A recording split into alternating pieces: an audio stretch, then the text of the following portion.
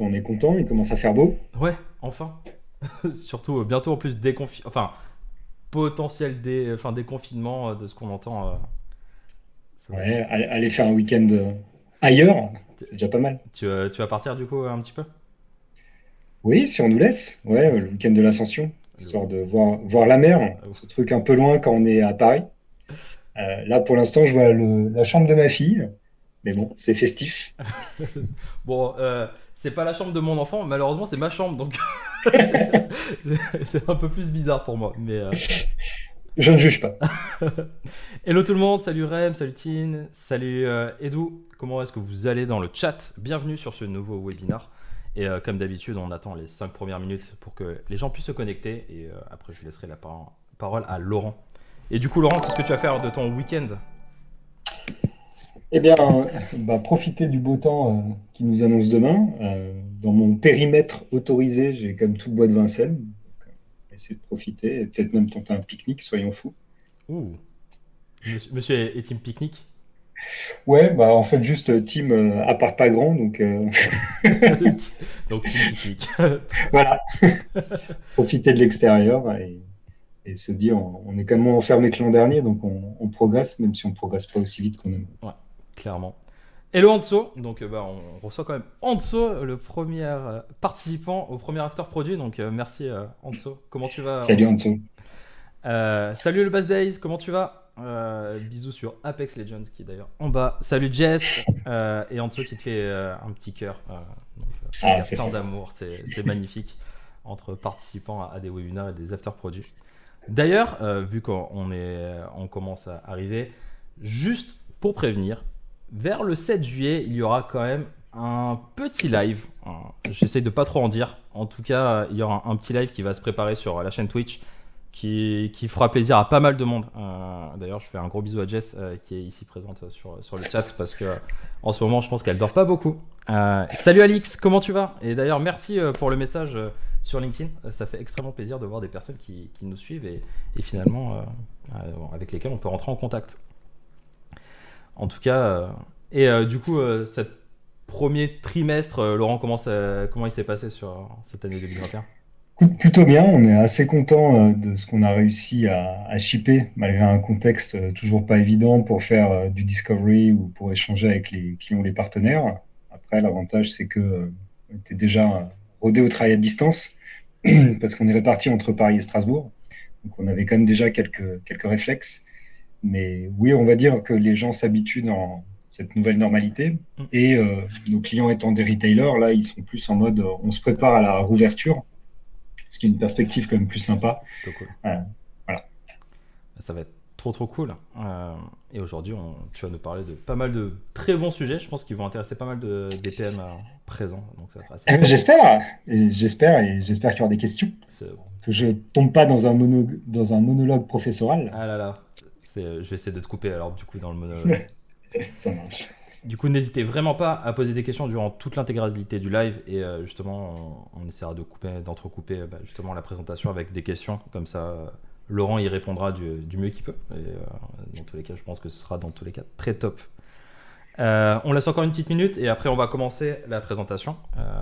D'ailleurs, encore merci à tous de nous suivre depuis maintenant plus d'un an sur les webinars, sur les afters, sur bientôt le Design Corner. D'ailleurs, la semaine prochaine, Jessica, que tu connais, je crois, Laurent, Ouais. fait le Design Corner de la tribe UX avec Capucine. Donc, ça va être extrêmement Super. cool. Ouais. C'est un nouveau format sur notre chaîne Twitch. Donc, n'hésitez pas à venir la semaine prochaine, jeudi prochain, si je ne m'abuse, à 19h. Et donc, on y découvrira l'ancien directeur UX de chez Itch, je crois, ou Ok. toujours actuel. Super. Bah, je vais te laisser la parole, Laurent. Donc, n'hésitez vraiment pas à poser des questions durant l'intégralité du live. Laurent y répondra. Donc, je vais prendre toutes les questions durant toute la présentation. Donc, et comme ça, on rebondira là-dessus. Et je laisse la parole à Laurent, tout simplement. Super. Merci Marcel. Alors, je vais faire la petite manip toujours amusante de je partage mon écran et j'espère que ça marche. Ça marche parce que je vois le reflet du bleu Ouais, et ça marche sur très toi. très bien. Bien, déjà, merci de me recevoir. C'est vrai qu'on a commencé à discuter il y a quelques mois avec Marcel pour envisager des sujets. Et donc là, l'idée, c'est de vous parler un peu de product planning et retour d'expérience. Pour vous donner un peu d'éléments de présentation, donc, je m'appelle Laurent, je suis CPO. Je suis tombé dans la marmite du product management quand j'étais petit. On va dire que j'ai eu la chance de travailler dans des structures qui avaient déjà des équipes de PM digitaux au début des années 2000. Donc j'ai fait ça sur surtout des produits B2C au début, donc des services communautaires, du search. Et il y a une dizaine d'années, j'ai basculé dans le B2B et le B2B2C, surtout pour l'attrait de pouvoir échanger avec mes clients, comprendre des besoins et avoir un meilleur engagement qu'avec un client final à qui je donne juste une carte cadeau et qui va en gros me dire ce que je veux. Et du coup, ça permet aussi de s'attaquer à des sujets un peu plus complexes. Et du coup, j'ai fait ça dans des filiales de grosses boîtes. Donc, je travaillais chez Microsoft, chez Amazon. Mais là, depuis une dizaine d'années, ce qui m'intéresse, c'est plus des structures de taille petite ou moyenne, parce que bah, d'une part, ça permet d'avoir un impact aussi. Donc comme ça, quand il y a un succès, je suis content, et bah, quand il y a un échec, j'assume. Mais se dire, voilà, je ne suis pas juste un rouage chez Amazon, même si c'était très formateur, c'est pas pareil. Donc là, actuellement, je travaille chez Proximis. Proximis, on est un éditeur de logiciels en SaaS B2B. Bon, pas de surprise par rapport à mon profil. Notre métier, en fait, c'est d'accompagner les marques et les distributeurs, donc ce qu'on regroupe sous le terme retailer en anglais, dans leur transfo digital. Et notre but, c'est de faire en sorte qu'ils puissent proposer à leurs consommateurs la meilleure expérience d'achat en magasin et ou online. Et du coup, pour ça, on conçoit et on héberge et on maintient une plateforme de commerce unifié. Alors, qu'est-ce que c'est une plateforme de commerce unifié? Alors ça, c'est mon slide le plus compliqué de toute la presse, donc ne partez pas. C'est simplement pour visualiser que vous, côté consommateur, vous êtes en haut, vous allez interagir avec un retailer sous différents canaux, donc que ce soit votre smartphone, votre laptop, mais aussi la caisse en magasin, et qui peut être une caisse plus ou moins connectée, on va dire. Et ça peut être par les réseaux sociaux, par la voix, peu importe. Et tout à l'opposé du spectre, en bas, le retailer, lui, il a des informations dans différents systèmes, on va dire plus ou moins legacy. Et donc, du coup, la proposition de valeur de Proximis, c'est de proposer cette expérience de checkout unifié, c'est de se dire, on rassemble toutes les informations qu'a le retailer, aussi bien en magasin qu'en entrepôt, que dans ces différents outils de catalogue, et de façon à proposer un panier unifié. C'est-à-dire, pour prendre un exemple, tu as des jouets derrière toi, on a Jouet Club, par exemple, en client.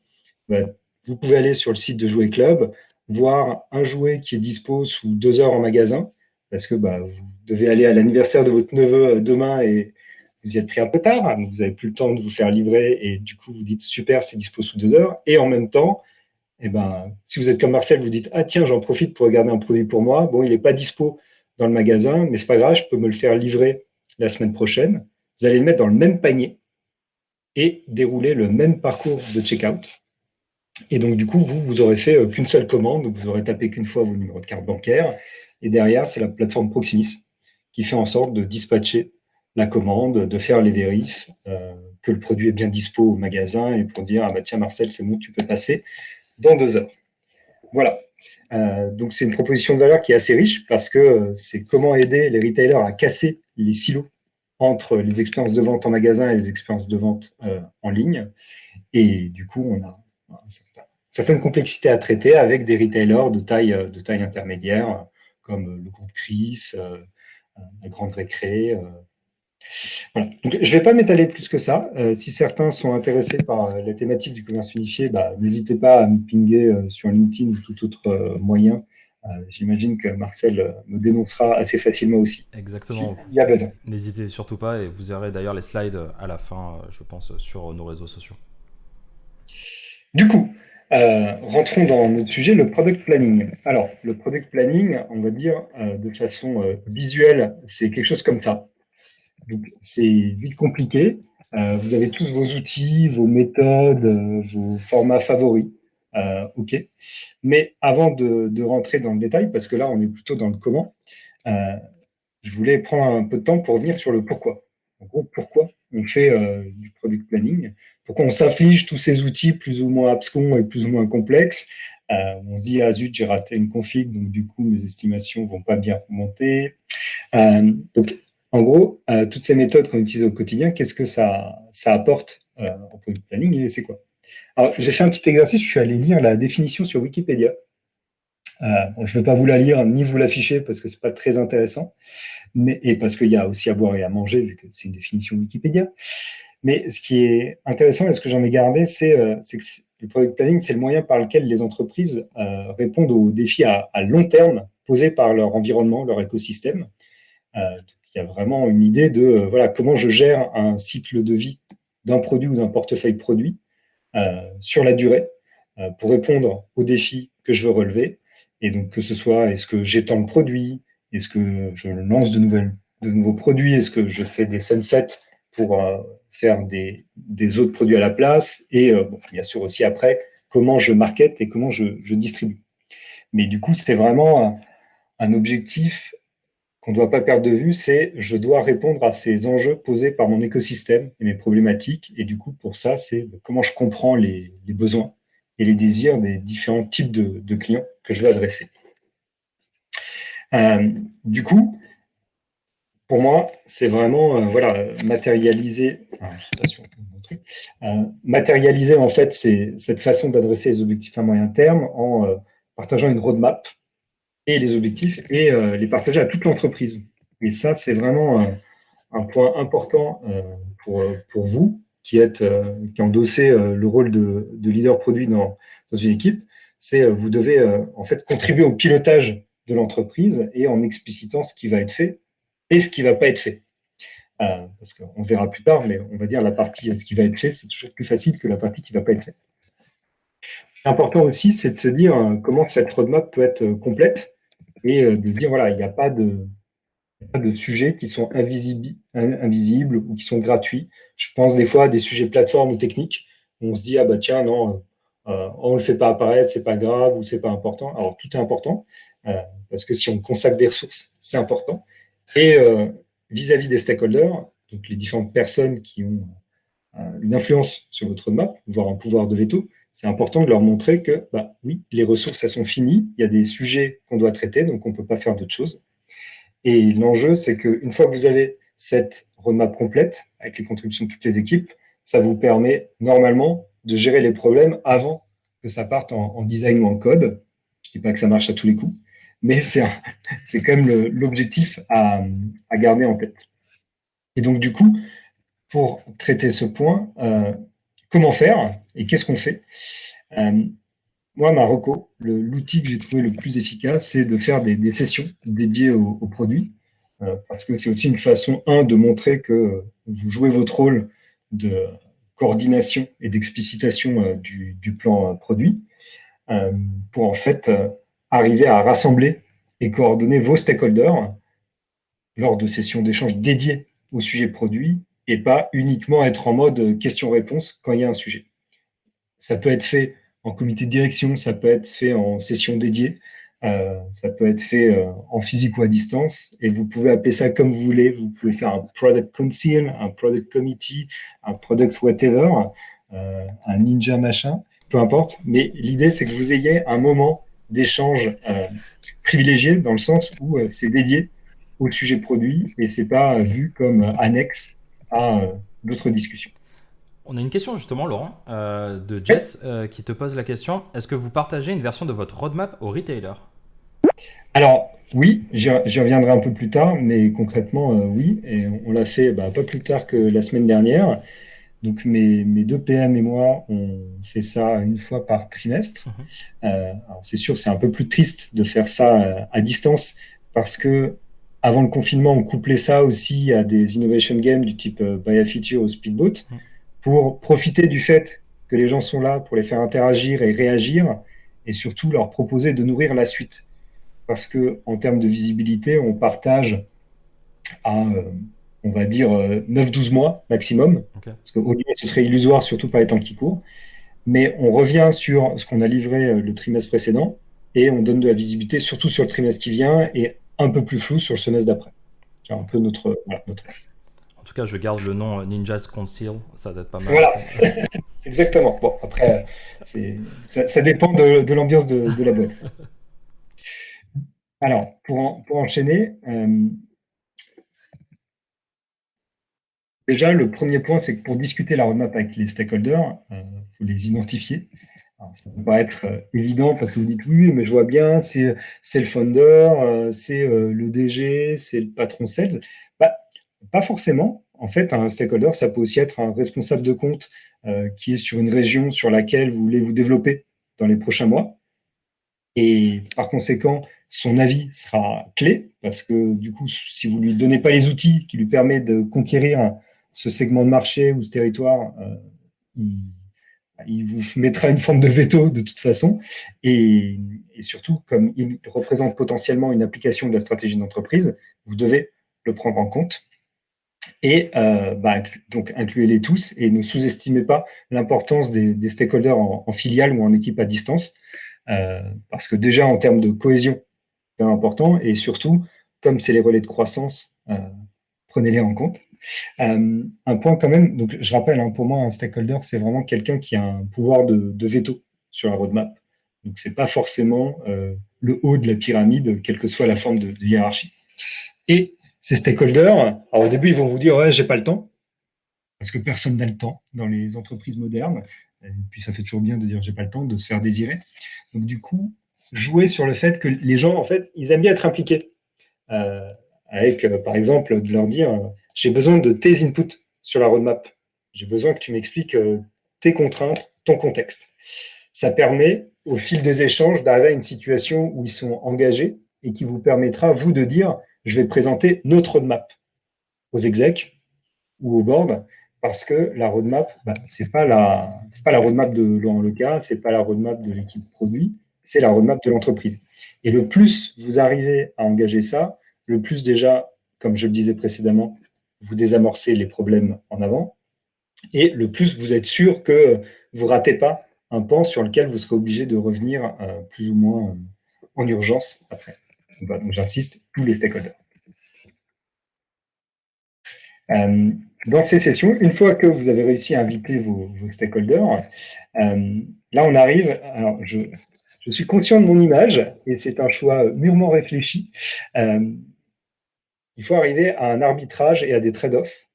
Et je l'évoquais rapidement tout à l'heure, ce qui va dans la roadmap, c'est assez facile à déterminer. D'une part, parce que les personnes que vous avez en face, elles se sont rendues compte par expérience que ce qui est dans ce quarter, vous allez le livrer et au pire, ce sera le quarter d'après, mais ça sortira. Par contre, ce qui n'y est pas, alors là, ah, mais moi, mon sujet favori, il n'y est pas, comment on va faire?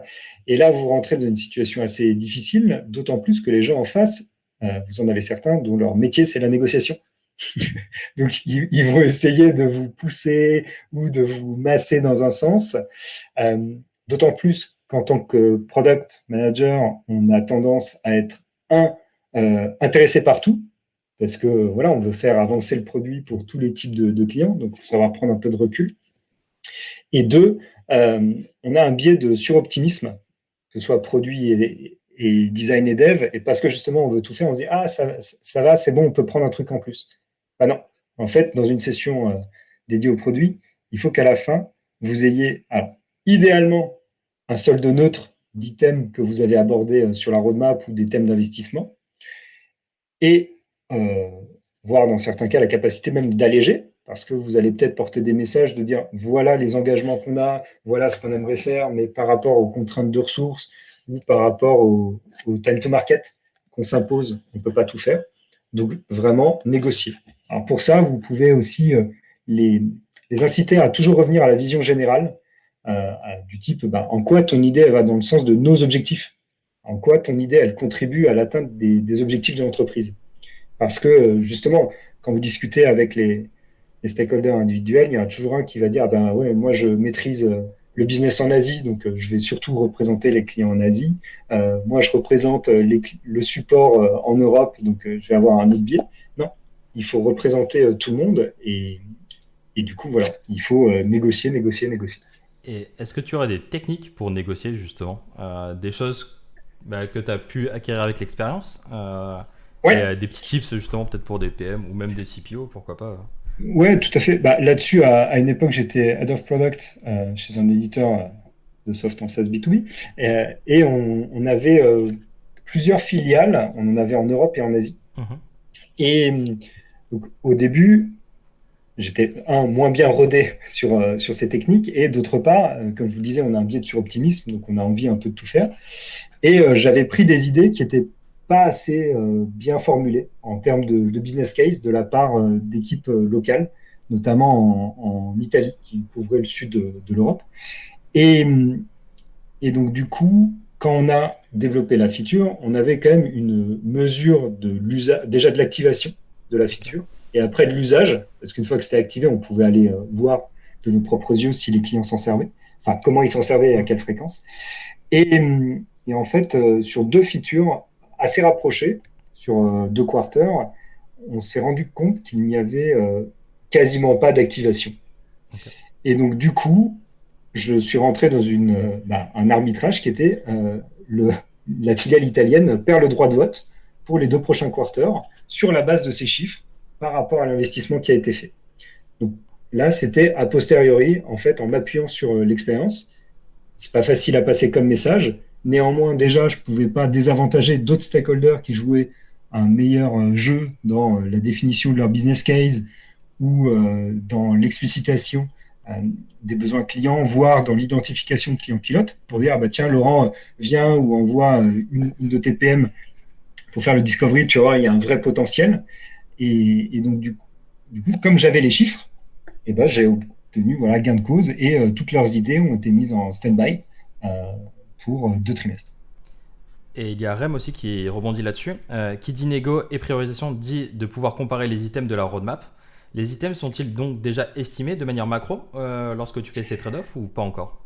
Ouais, alors effectivement, j'y viendrai en fin de session parce que bon, dans le timing qui m'était imposé, je ne pouvais pas tout couvrir, mais Malheureusement, c'est la loi voilà. du webinaire. Et effectivement, je voulais me concentrer plus sur ces messages, mais j'y reviendrai après. Ok, Donc, Rem, n'hésite pas à reposer la question si après ça ne répond pas. Mais là, voilà, sans faire de spoiler, oui, ils doivent être estimés, même si c'est que du t-shirt sizing. ok, top. OK. Et donc, du coup, une fois que vous avez invité tout le monde, vous avez réussi à avoir des arbitrages. La suite logique, c'est d'arriver à un sign-off. Alors, et ça, c'est votre rôle de leader produit, c'est de faire converger les stakeholders pour que, à la fin de la session, les gens s'entendent. Et après, comme disent les Anglais, we can agree to disagree. C'est-à-dire, on peut être d'accord de ne pas être d'accord. Au moins, c'est formalisé et on commit, pour continuer dans les anglicismes. Donc, on s'engage sur ces décisions, ce qui après vous permet de protéger les sujets et les ressources clés, parce que vous l'avez tous vécu, vous le vivez tous au quotidien, il y a des idées qui apparaissent constamment. Préférez-vous à ces décisions et avec, par exemple, la petite phrase que je donnais tout à l'heure, OK, mais en fait, il y a ces décisions qui ont été prises, ces objectifs. Donc, en quoi ton idée, elle soit contribue à ça, auquel cas, OK, on peut l'embarquer, soit c'est quelque chose de nouveau, donc on ne peut pas le prendre là, c'est pas possible, on ne peut pas tout prendre.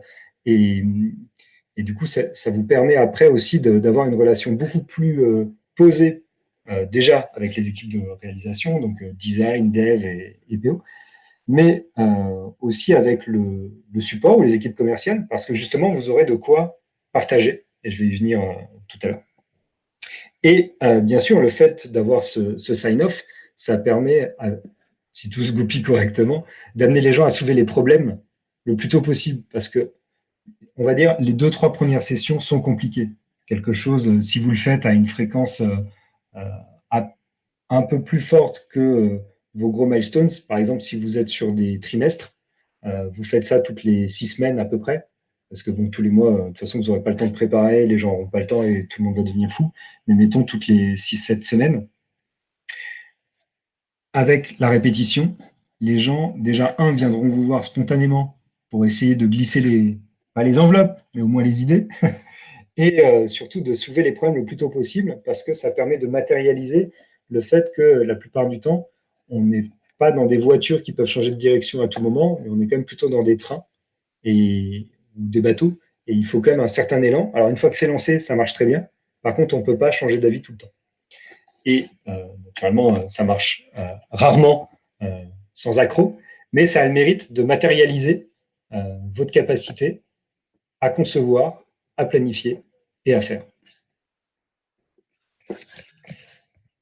Et forcément, le dernier point, c'est le partage, parce que c'est bien d'être en petit comité, d'arriver à prendre des décisions, à faire des trade-offs, mais il faut déjà, d'une part, partager, faire un débrief, si possible, oral avec les équipes de réalisation, parce qu'il y a la matérialisation, la roadmap, la liste des thèmes sur lesquels vous êtes tombés d'accord. Ce qui importe aussi, c'est le sous-texte, les points d'éventuelle friction, de dire voilà, il faudra quand même être attentif sur ce sujet, sur tel autre. Oui, il faudra repasser un peu plus de temps avec tel client ou tel partenaire, mais investissez du temps. Alors, c'est en général compliqué parce que c'est encore du temps en plus, mais ça peut être fait en marge de stand-up des équipes, quitte à ce que vous le répétiez plusieurs fois. Ça peut être fait à d'autres moments s'il y a des all-hands meetings ou des sessions d'information générale, mais de se dire profitez-en, voire, suivant la demande des équipes, moi je l'ai déjà fait, surtout avec des équipes, on va dire, plus business, de faire des sessions en mode brown bag lunch, donc comme ça, sur l'heure du déjeuner, mais de dire vous avez 45 minutes pour écouter et poser vos questions et servir de relais après dans les autres équipes ou auprès des clients. Et du coup, moi, mon conseil, c'est, alors, en ces temps de confinement, c'est un peu idiot d'écrire ça, mais accrocher la roadmap et les objectifs qui vont avec, la product vision, enfin n'importe quoi sur les murs, quand même très utile. Je me souviens comme ça, une fois, je l'avais accroché dans un couloir et j'avais mis la product vision au-dessus. Et un jour, du coup, je croise dans le couloir le CFO, qui était absolument pas versé dans l'art du product management, et lui, tout ce qui l'intéressait, c'était qu'on puisse facturer les clients. Et ben, il m'a quand même interpellé pour que je lui explique une partie, parce que voilà, le fait que ce soit là, ça génère aussi les échanges et les interactions. Et bien sûr, qu'elle soit visible et accessible pour tous. Donc, si vous êtes sur la Google Suite, ben, que ce soit accessible, je sais pas, vous faites même une photo et vous la mettez quelque part sur Drive. Mais c'est important qu'elle soit visible pour déjà que ceux qui en ont besoin puissent la trouver. Et après, bien sûr, ayez des versions différentes. Parce que là, je vous ai mis, par exemple, une petite photo de une version de roadmap qu'on a accrochée dans nos bureaux de Strasbourg. Alors oui, effectivement, là, en ayant des bureaux à Strasbourg et des bureaux à Paris, on ne peut pas accrocher deux fois les exercices, mais ça permet à la fois aux gens de se poser des questions et de regarder, et aussi de ah bah tiens, est-ce que il y a mes petits sujets. J'ai déjà eu dans des boîtes précédentes des account managers assez futés qui du coup squattaient même devant le backlog, à une époque où je faisais un backlog en post-it, pour voir si les post-it bougeaient assez vite et sinon revenir à la charge. Et au moins, ça a le mérite d'éviter soit une friction avec un client qui du coup prend des proportions disproportionnées, soit de rater même des time to market.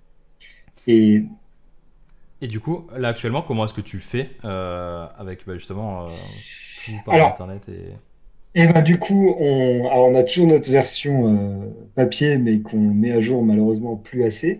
Donc du coup, je suis passé à des slides que j'ai essayé avec différents outils.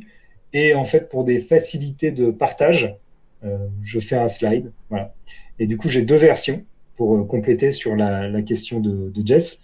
J'ai une version vraiment interne, où il y a vraiment tout, et avec une meilleure précision à la fois sur des estimations un peu macro et sur des sujets dont les clients n'ont pas forcément tous besoin d'être au courant. Et une version externe qu'on partage tous les trimestres, comme je disais. Alors, on partage à nos clients, donc les retailers, et on la partage en général le lendemain à nos partenaires intégrateurs, c'est-à-dire des agences comme Clever Edge, SQLi, Machina, qui en fait, eux, vont après prendre le soft et l'adapter et l'intégrer aux besoins du client. Et donc, comme on fait du travail commun et de la vente commune avec eux, on leur partage aussi. Et là, à ces sessions, donc c'est la version externe, c'est-à-dire c'est des choses qu'après, en général, on va me reprocher. Donc, je fais régulièrement une petite blague quand je dis, bon, pour ceux qui étaient là la fois précédente, vous pouvez jouer au jeu des 7 erreurs. Parce que du coup, il faut faire attention à quand on bouge les items ou quand on en fait disparaître certains. Il y a normalement quelqu'un dans la pièce ou dans le mythe qui est capable de dire ah attention ça y était, où est-ce que c'est passé.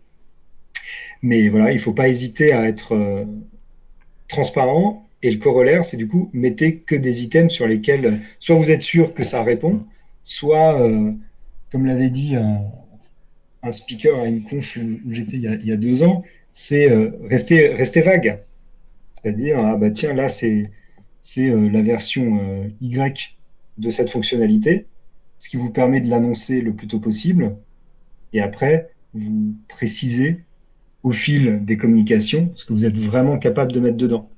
Et ça, c'est un peu la logique de roadmap, on va dire plus marketing, où en fait, vous mettez des milestones, par exemple, tous les trimestres, qui vont déjà permettre au marketing d'engager la communication et d'annoncer des choses, et d'autre part, qui vous permet d'adresser le besoin, d'adresser le thème d'investissement, sans pour autant vous dire, ah mince, en fait, j'avais listé 10 features et je vais les lister, vous allez peut-être en shipper que 3 dans cette première version.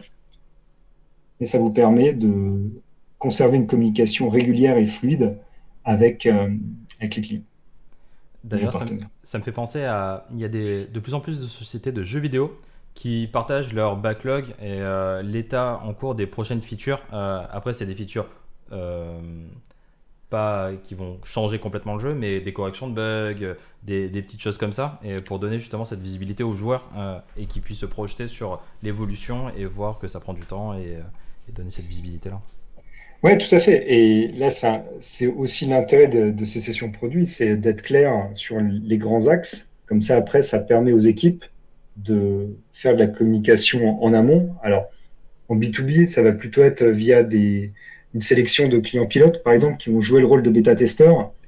Et parce qu'à partir du moment où vous avez un engagement de l'entreprise sur un thème, sur une nouvelle fonctionnalité, sur un nouveau module, c'est déjà beaucoup plus facile de vous dire, tiens, je peux sereinement demander à mes équipes Customer Success ou Account Manager d'identifier des clients intéressés pour les embarquer le plus tôt possible. Parce que du coup, comme ça, vous êtes sûr aussi que la fonctionnalité que vous allez livrer, elle correspond à quelque chose. Et en même temps, ça appuie votre marketing, parce que ça a beaucoup plus de poids quand, dans une table ronde client, dans une conf ou même dans les release notes, quand vous citez les clients qui ont été pilotes, parce que d'une part, en général, ils sont là et ils n'hésiteront pas à vous dire non, attendez, là, ça marche pas. Donc, vous avez une petite pression, mais de l'autre, les autres clients se disent ah oui, super. Donc, eux déjà, ils l'ont eu, ça fonctionne. J'arrive à me projeter sur le cas d'usage. Par exemple, ah bah tiens, là, ça me permet de mieux gérer des commandes complexes sur laquelle la disponibilité des produits n'était pas au même moment. Donc, bah, toi, Marcel, tu viens une première fois en magasin retirer le premier jouet, donc une boîte de Lego, et le jeu de société, en fait, je t'avais dit qu'il serait là, mais il n'est pas arrivé là, il viendra en réapproc dans 2 jours, bah, c'est pas grave, je peux te gérer ça. Je peux te donner cette première partie. Très cool. Et du coup, voilà, donc c'est un cas qui, derrière, a des ramifications très complexes. Là-dessus, mes PM ont embarqué les clients assez tôt, et donc régulièrement, parce que ça nous a pris 2 quarters, ça permettait, d'annoncer qu'on allait travailler dessus, et 2, de dire c'est en cours avec les pilotes, et les pilotes pouvaient ne serait-ce que dire oui, on a été interviewé, on a pu partager nos besoins, même si derrière, le job du PM, c'est de rationaliser et de ne traiter que ce qui intéresse une approche produit, donc une approche répétable chez tous les clients. Et après, comme ça a été fait la semaine dernière, annoncer la fonctionnalité est dispo, merci aux pilotes d'avoir joué le jeu, ce qui après derrière donne l'idée à d'autres de dire ah bah tiens sur tel autre sujet j'aimerais bien me positionner. Et c'est un peu cette logique que vous avez aussi avec vos stakeholders en termes d'équipe interne. Ceux qui jouent le jeu en général ils voient un bénéfice et ça incite les autres à jouer le jeu. Donc, c'est vraiment un travail sur la durée. Mais derrière, vous avez une vraie différence de dynamique à partir du moment où vous êtes capable de communiquer. Top. Et d'ailleurs, dans le chat, est-ce que vous partagez votre roadmap à vos clients, que ce soit B2B, B2C ou autre, en tout cas à GrossMind? Question Oui, ouverte. alors moi je l'ai toujours fait. En général, ça passe par soit une présentation physique, soit un webinar pour quand même avoir du sous-texte, en quelque sorte. Parce qu'en B2B, je trouve ça plus facile qu'en B2C. Et derrière, partager carrément les slides ou le support visuel, en étant sûr qu'on est quand même tous alignés. Et donc là, en général, ce sont plutôt les responsables marketing et com qui font ce travail de vérification, qui permet de contrebalancer notre suroptimisme dont je parlais tout à l'heure. Mais oui, pour moi, c'est important. Et à minima, que ça puisse être fait par les équipes produits ou les équipes Customer Success à destination de quelques clients. Mais en B2B, normalement, vous maîtrisez votre base client, donc il n'y a aucune raison de ne pas leur partager. Ce qui est plus difficile après, c'est avec des prospects. Parce qu'en fait, quand vous vous adressez à des prospects, en général, vous vendez la proposition de valeur générale et pas la feature. Donc, le seul message qui est intéressant à passer, en fait, c'est d'une part, oui, vous achetez un produit qui évolue dans la durée, donc c'est pour ça qu'il y a une logique de licence et de maintenance évolutive pour utiliser des termes contractuels. Et d'autre part, pour identifier potentiellement des pilotes, ou en tout cas leur montrer que c'est votre façon de faire. Ça, en général, ça plaît, ça marche toujours. Et justement, on a deux personnes qui répondent. On a Rem qui dit qu'il ne partage pas sa roadmap parce que il a toujours fait face à une grosse frilosité du marketing de révéler la stratégie. Lui, donc c'est généralement du B2C. Ouais. Et on a Tinzi aussi, coucou Tinzi, qui nous dit on partage pas la roadmap, mais on partage notre tableau de suivi avec les prestataires pendant les échanges. Donc, Ok. Alors effectivement, sur une approche B2C, je partage complètement. Ce qui peut être partagé, c'est des thèmes d'investissement. Et peut-être même sans date, ou en tout cas, tant que tu n'es pas sûr que ça va sortir à la prochaine release. Mais ça peut être quand même une façon de donner de la visibilité, ou alors de profiter de Parallel Flight, où en fait, vous faites de l'A/B testing et vous engagez déjà une partie de clients. Et donc là, eux-mêmes peuvent déjà commencer à propager la bonne parole. Effectivement, je comprends. Et la logique de tableau de suivi, effectivement, ça reste important. Après, tout dépend de l'activité. C'est pas forcément toujours côté produit, ce type de KPI. top. Et je voulais prendre en point bonus, en corollaire de tout ce qu'on s'est dit et qui était la question de Rennes, parce que j'essaye de ne pas oublier les questions, c'est comment on fait? C'est-à-dire comment on est sûr que les sessions produits sont nourries de façon efficace? C'est-à-dire comment les préparer? Parce que je vous ai expliqué, j'ai plutôt insisté sur la partie gestion des stakeholders, parce que c'est en général ce sur quoi on n'investit pas assez, parce que justement, on passe déjà tellement de temps sur cette partie d'estimation, de gestion du backlog, de faire toute la discovery. Euh, pour répondre à Rem et donner un peu quelques axes complémentaires et quelques tips and tricks, moi, ce que j'estime vraiment important, c'est qu'il faut des estimations où, j'aime bien ce terme, mais qui marche qu'en anglais, je ne sais pas le traduire, de guesstimates, c'est-à-dire en fait, cette idée-là, j'avais eu ça en formation PO il y a très longtemps, et la formatrice nous disait, les estimations, et que ce soit au niveau d'une user story, d'une épique ou même d'un item de roadmap, quand vous dites le mot estimation, vos interlocuteurs, il y en a une partie qui vont s'attendre à des jours hommes ou des euros. C'est inévitable parce que sur d'autres activités, ça se passe comme ça. Et du coup, il ne faut pas rentrer dans ce jeu-là. Ou alors, sinon, vous faites du cycle en V. Moi, j'ai commencé à bosser comme ça, hein, ça fonctionne.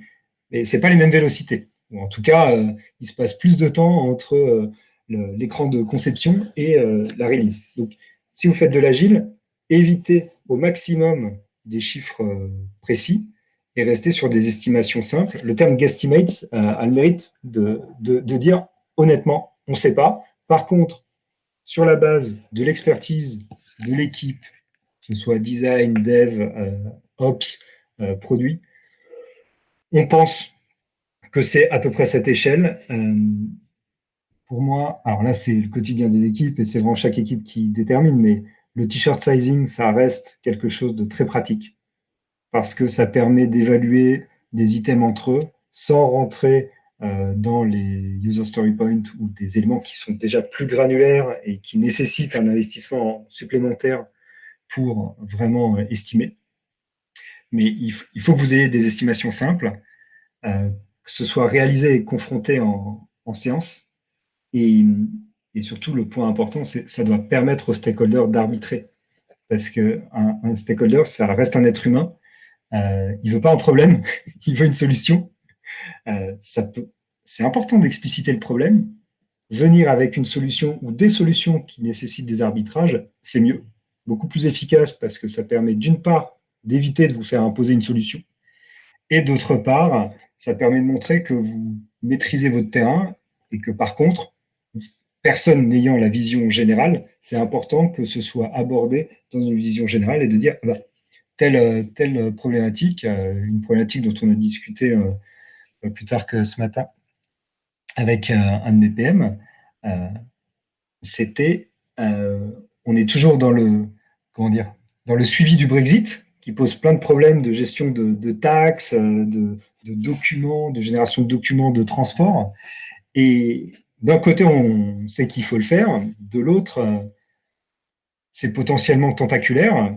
Et les premières estimations qui ont été faites nous faisaient dire que le sujet est trop gros.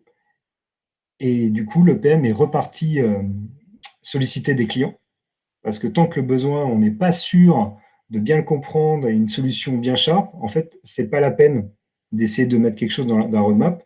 Là où, dans d'autres méthodes, on aurait dit, ah bah oui, il faut absolument, c'est un thème d'investissement clé, le Royaume-Uni est sorti, alors qu'en fait, on se rend compte que bah, les clients, déjà, soit ils n'ont pas tous attendu, ils ont trouvé des contournements ou des traitements manuels dans certains cas.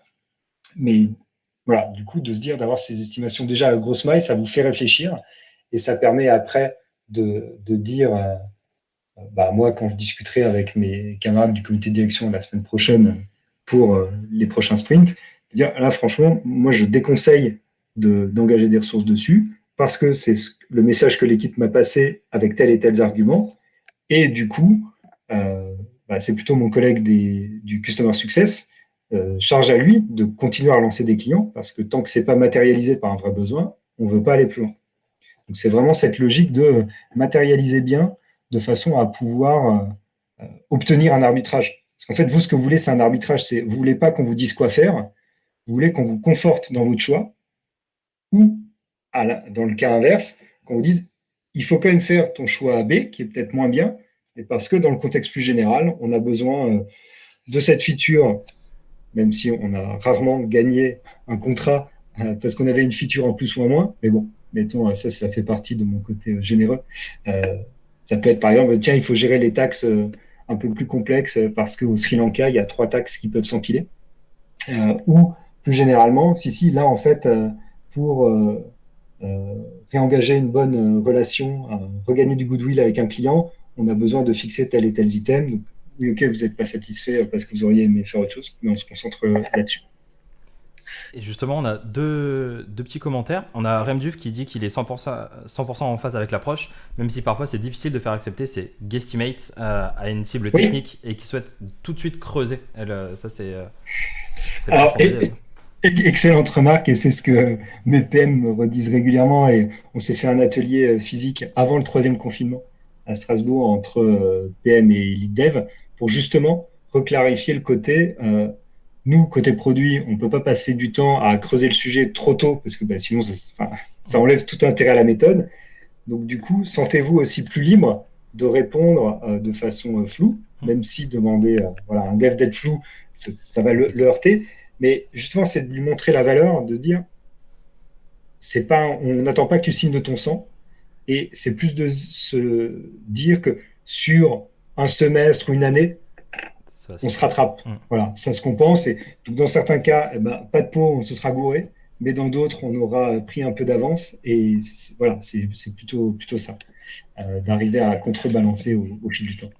Et du coup, il y a Jess qui te pose une question. Lors de mon dernier atelier de roadmap avec les parties prenantes, la roadmap a été hackée par échange de mails car suite à la priorisation, les parties prenantes n'étaient plus d'accord. Comment est-ce qu'on peut éviter de revenir sur les arbitrages? Est-ce que tu auras des tips par rapport à ça? Ouais, alors bah, ça passe déjà en affichant la roadmap. J'ai pris une vieille roadmap d'une autre structure, mais là, pareil, elle était affichée sur le mur du plus grand open space, parce qu'il y a un côté, c'est écrit. le corollaire aussi, c'est que la plus haute instance qui assiste, donc le patron de BU, le DG, le founder, peu importe, l'accepte. Et votre rôle de leader produit, c'est de dire, je fais pas ça pour défendre mon équipe, je fais pas ça pour défendre l'équipe de dev, je fais ça pour optimiser les ressources et contribuer au pilotage de l'entreprise. Donc, du coup, c'est pas directement la roadmap en elle-même, c'est tout le travail que vous faites autour de gestion du stakeholder. Parce qu'en général, il y en a un arrivé en haut d'une pyramide, quel que soit l'étage intermédiaire. Et c'est vraiment lui, après, que vous devez pousser à dire non ou à dire non, non, on ne revient pas sur ce qu'on a dit. Parce que tout l'intérêt de la séance, parce qu'en fait, revenir sur la roadmap, ça revient à dire que le travail qui a été collectivement fait, bah, c'est de l'argent jeté par les fenêtres. Donc là, vous pouvez rentrer dans les discussions d'argent, parce que c'est facile. Bah, parce qu'en général, ça, les patrons de business unit ou les DG, ils sont assez fins. C'est X nombre de personnes avec X taux horaire pendant tant d'heures. Est-ce que tu estimes que c'était important ou pas? Et voilà. Donc, du coup, c'est vraiment de profiter des autres stakeholders pour dire non, non, on s'y tient, parce que sinon, ça ne marche pas. Alors, si tu es arrivé à ce stade-là, ce ne sera pas récupéré en une semaine. Hein. Ça va prendre du temps. Donc, c'est soit montrer les échecs, soit montrer les coûts d'opportunité. Ça, c'est quelque chose que les personnes oublient parce qu'ils se concentrent sur un sujet à la fois. Et vous, votre rôle de leader produit, c'est d'avoir la vision globale et de dire, OK, très bien, pas de souci, on est agile. Alors, un mot très difficile à utiliser de nos jours, mais bon, on se comprend. On est souple, on peut s'adapter aux contraintes business. Par contre, est-ce que tout le monde est OK avec l'impact que ça a, c'est-à-dire que bah, tel sujet avancera pas, tel sujet de dette technique sera pas traité, et donc on va continuer à avoir des coûts machines. Mais il faut, et ça c'est le corollaire du trade-off que j'évoquais tout à l'heure. Euh, ok, bah, très bien, on y va si c'est votre décision. Par contre, est-ce que la direction de l'entité est ok avec le process? Et deux, si elle est ok, c'est peut-être qu'on a raté quelque chose et donc il faut mieux travailler pour collecter ces feedbacks avant. Mais est-ce qu'on est tous au clair sur l'impact que ça aura sur du coup ce qu'on enlève de la roadmap ou ce qu'on met en pause temporairement. Et on a une nouvelle question encore. On enchaîne Ouais. pas, on enchaîne tout le temps. Il y a Anso qui te pose la question, est-ce que vous estimez ensemble les demandes? L'estimation nécessite de passer par une phase de pré-cadrage ou de cadrage qui prend du temps. Comment faites-vous pour effectuer ce premier filtrage permettant de dire oui, ça vaut le coup ou non d'investir du temps sur le sujet pour éviter de lancer des cadrages dans tous les sens, surtout et n'importe quoi? Très clair. Ouais, très clair. Alors là-dessus, on est encore en train d'itérer chez Proximus pour trouver la bonne méthode, mais on a bien progressé sur ce trimestre. Et les équipes ont vraiment bien joué le jeu. Je dirais, il y a une première partie qui est le head of product, le CPO, enfin la personne qui pilote la roadmap doit jouer le rôle de relais de la direction et de la strat pour dire, OK, ça c'est les grands thèmes, c'est la grande direction vers où on veut aller. Donc tout ce qui n'est pas dedans déjà, bah, c'est pas la peine. Sauf case, mais là qui doit être monté par les demandeurs. Et quand c'est dedans, après, c'est vraiment les équipes qui doivent se baser sur leur connaissance du secteur, leur connaissance du produit. Et là, personne de mieux qu'un product manager et son équipe ne peut le faire. Et toute la difficulté, c'est comment le product manager arrive à faire un pitch, on va dire. Dans les situations simples, on arrive à faire un pitch à l'oral de 2-3 minutes parce que c'est une évolution je sais pas moi, par exemple, un module d'export, on a déjà un module d'export, il faut l'améliorer parce que les cas clients identifiés, c'est ça et ça, avec client pilote Intel qui veut faire ça. Donc là, normalement, un bon lead dev ou un bon patron de dev en face, il va vous dire, ouais, ok, je vois à peu près la complexité. Pour après se concentrer sur les cadrages, sur les sujets qui méritent vraiment. Et là, on va dire, là, c'est plus côté product management de faire ce cadrage parce que ça mélange à la fois l'interrogation des stakeholders internes plus opérationnels du type, bah, tiens, est-ce qu'il y a un responsable customer success ou un account manager qui a un client que je peux aller interviewer et du coup aller dans cette collecte, ou un partenaire, parce que je ne fais pas tout avec les clients directs, pour justement éviter d'en lancer trop à la fois.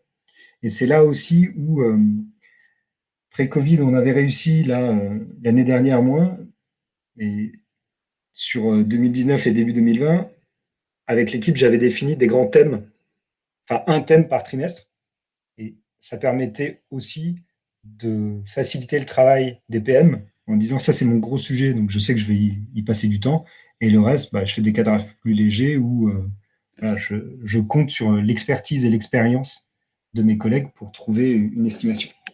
Et après, pour continuer de répondre, je peux montrer, ça c'est un autre format que j'avais fait d'estimation, où en fait là, il y a à la fois des PM, designers, les devs et les ops, et même la technical writer, parce que là, j'étais au max de mon organisation, j'étais trop content. Donc, il y avait d'abord une phase où, en fait, chaque PM d'équipe avait listé les items. Donc, sur chaque colonne, on a qu'est-ce qu'on fait dans le quarter qui vient, dans le quarter suivant et le semestre encore après. Et après, il y avait une phase de confrontation où chaque PM ou chaque dev, en tout cas ceux qui avaient quelque chose à dire ou qui voulaient porter un sujet, expliquer et challenger l'estimation en temps réel. Alors là, vous voyez, on était quand même assez nombreux, et bon, il y a des gens en plus qui sont hors champ, mais ça, c'était 2 heures d'une après-midi bien remplie, qui ont une valeur incroyable, parce que derrière, quand moi et le CTO, on allait au combat dans les sessions produits avec le comité de direction et certains managers, on savait qu'on avait des estimations sur lesquelles les équipes étaient engagées. Ça ne veut pas dire que c'était précis, ça ne voulait pas dire qu'on allait livrer sans problème le quarter suivant, mais le fait d'avoir fait cette confrontation permettait justement d'approcher les autres équipes de façon, voilà, les pieds bien ancrés et de se dire, OK, en fait, nous, on vous dit ça, c'est sûr, enfin, c'est sûr, toutes choses égales par ailleurs, mais on n'est pas en train de soit pleurnicher pour avoir des ressources, soit dire, ah, non, ça, on ne veut pas le faire, c'est trop compliqué. On vous affiche les éléments le plus factuellement possible, même si ça reste un art et c'est pas une science. Top. 13h20. Bon timing. Que retenir du monologue Laurent Leca? Que retenir sur le product planning? Alors, 3 choses. La première, celle-là, si vous ne l'avez pas retenue, je ne peux plus rien faire. C'est engager et entretenir des relations avec tous les stakeholders. C'est important. C'est important parce que derrière, ça justifie aussi votre rôle de product leader qui est d'être le lien entre la vision d'entreprise, les objectifs business et les équipes de développement produit. Donc en général, produit, design et dev. Et n'oubliez pas que la roadmap, ça doit piloter le business comme le business pilote la roadmap. Souvent, on se retrouve dans une situation où la pression fait que, les remontées clients font que, les opportunités font que, mais ça doit marcher dans les deux sens. Et du coup, votre satisfaction sera atteinte quand vous aurez réussi à avoir un véritable équilibre et que les équipes reconnaîtront que, oui, dans certains cas, on subit, par contre, dans certains cas, on impulse. Et tout ça, ça marche parce que avec ces échanges, vous avez une roadmap qui n'est pas celle de l'équipe produit, mais qui est bien celle de l'entreprise. Et le dernier point, c'est effectivement, et ça c'est le plus dur au quotidien, c'est quand vous faites les arbitrages ou même les estimations, pour compléter la réponse sur comment faire les cadrages, concentrez-vous sur ce qui a de l'impact. Ça peut être en nombre de clients, ça peut être en chiffre d'affaires, ça peut être en NPS, ça peut être en part de marché, peu importe. Et prenez du recul. Je terminerai avec mon image habituelle, mais on vous parle toujours des low-hanging fruits. Donc oui, il faut que vous ramassiez vraiment les choses qui ont la business value la plus forte par rapport à la complexité. Donc effectivement, vous avez l'image, vous avez le pommier, vous avez la belle pomme bien mûre, vous la prenez comme ça. Sauf que n'importe quel product manager, moi aussi, on se dit, ah, cette pomme, elle est bien, et du coup, vous remontez la branche, parce que vous dites, c'est bon, j'ai une méthode pour cueillir cette pomme. Et au bout d'un ou deux quarters, vous avez 2 échelles qui branlent l'une sur l'autre et vous êtes en train de collecter des toutes petites pommes, même pas mûres, alors qu'en fait, il y a des pommes plus mûres à côté. Et c'est ce qu'on vous demande, c'est de réfléchir et de dire, OK, il y a toujours quelqu'un, toujours un client, toujours un Customer Success Manager qui vous dit, ah, et moi, je veux les pommes pas mûres, je veux même les fleurs. Et vous dire, ouais, mais regarde là les 2 échelles, je vais perdre des gens parce qu'ils vont tomber. Elles sont toutes petites, à côté, tu en as des mûres. voire dans certains cas, tournez-vous, parce que derrière, il y a un abricotier et les gens, en fait, ils veulent des abricots maintenant, ils veulent plus forcément des pommes. Mais réfléchir constamment, qu'est-ce qui a de l'impact et est-ce que ce qu'on fait a de l'impact, c'est peut-être le job le plus dur.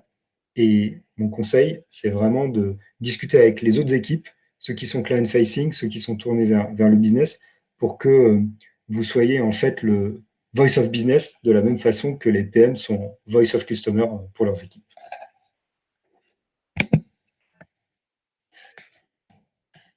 J'en ai fini. Il y a encore des questions, bien sûr. Du coup, tout à l'heure, est-ce que Rémi, tu as eu justement ta réponse par rapport à la priorisation? Est-ce qu'il fallait justement pouvoir estimer de manière macro ou pas? N'hésite pas à le dire dans le chat. En tout cas, c'était hyper clair, Laurent. Merci en tout cas infiniment pour ce talk. D'ailleurs, on a Merci, vu Marcel. quelques belles questions, je pense, qui ont pu permettre de pas mal rebondir. Et Rémi dit que oui, c'est bon, il a eu sa réponse. Super. Et écoutez, il retient la métaphore du pommier, qui a l'air de plaire pas mal. Et qui marche toujours parce que, alors c'est peut-être mon biais avec d'avoir bossé beaucoup avec des Américains, mais parce qu'ils l'utilisent beaucoup. Et, euh, et c'est vrai que c'est toujours très difficile de prendre du recul parce qu'une fois qu'on s'est engagé dans une direction, on se dit c'est bon, j'ai craqué une opportunité, j'ai craqué un besoin, donc je vais y aller, je vais y aller. Mais non, en fait, il y a probablement d'autres besoins, d'autres clients à aller interviewer qui vous permettront. Donc, je suis content que cette métaphore plaise. On va la retenir. Je pense qu'on va l'afficher en grand chez Weevoo aussi. Avec un grand pommier. Ça sera terrible. Merci infiniment Laurent pour ce talk. Merci à tous de nous avoir suivis.